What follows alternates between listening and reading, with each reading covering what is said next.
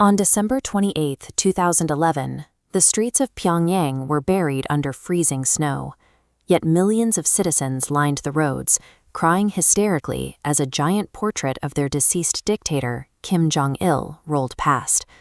The public grief was heavily enforced. State authorities had issued a clear directive. Anyone caught not mourning loudly enough or failing to attend the procession faced 6 months in a forced labor camp. 51 hours after the dictator's death, a state television anchor, dressed in traditional black, delivered the news to the country. She then announced that his youngest son, Kim Jong-un, was the new supreme leader of North Korea.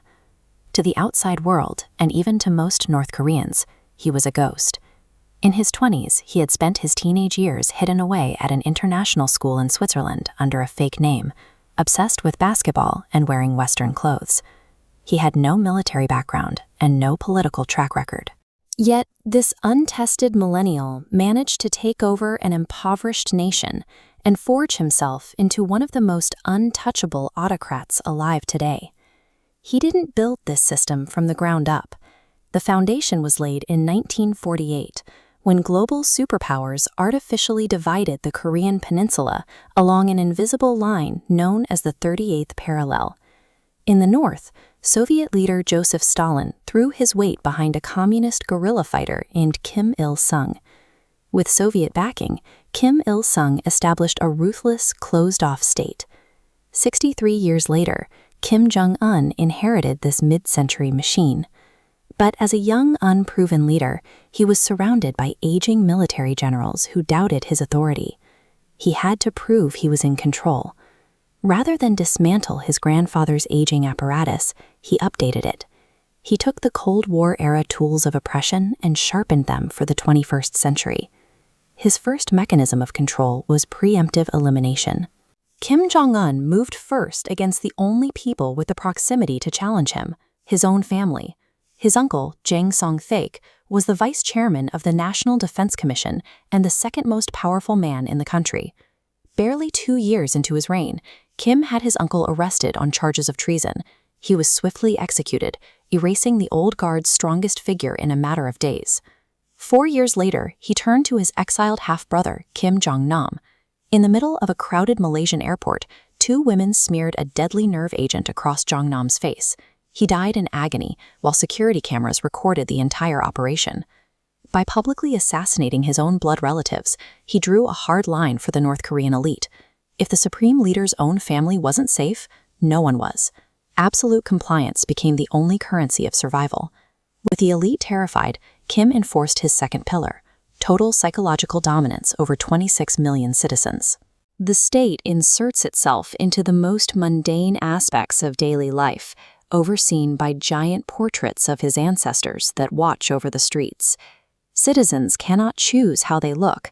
Salons offer a strictly limited menu of government-approved haircuts, and wearing Western clothing, like blue jeans, is treated as a criminal offense.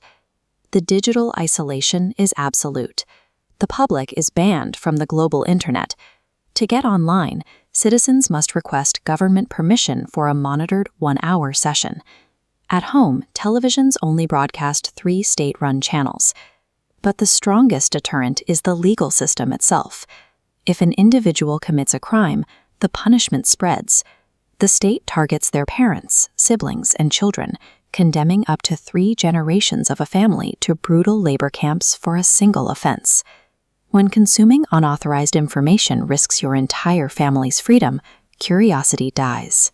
This blend of manufactured reality and collective terror ensures that unified domestic resistance never has a chance to form. To protect this domestic ecosystem from outside interference, Kim relies on a third pillar: the relentless pursuit of a nuclear arsenal. The financial cost is staggering. Even as the country sealed its borders during the pandemic, cutting off vital trade and exacerbating mass starvation, the regime continued pouring billions of dollars into weapons development. Under his leadership, the weapons program has rapidly accelerated. He has authorized multiple underground nuclear tests, including the detonation of a device the state claimed was a hydrogen bomb, vastly more destructive than his predecessor's weapons. These warheads serve a singular purpose. By demonstrating the capability to strike rival nations with nuclear force, he paralyzes global superpowers. It functions as his ultimate life insurance policy, guaranteeing foreign militaries won't intervene to topple his regime. While the Western internet mocks Kim Jong-un in memes, his three-pillar strategy of internal purges, domestic blackout, and nuclear deterrence has achieved its goal. The dictatorship is already laying the groundwork for its next chapter. The cycle of dictatorial grooming is resetting. Recently, his young daughter, Kim Jong-un, has been stepping into the spotlight. She has begun accompanying him to highly publicized military parades and ballistic missile launches, standing front and center among top officials. The Kim dynasty has built a highly adaptable, self-replicating machine designed to maintain its iron grip for generations to come.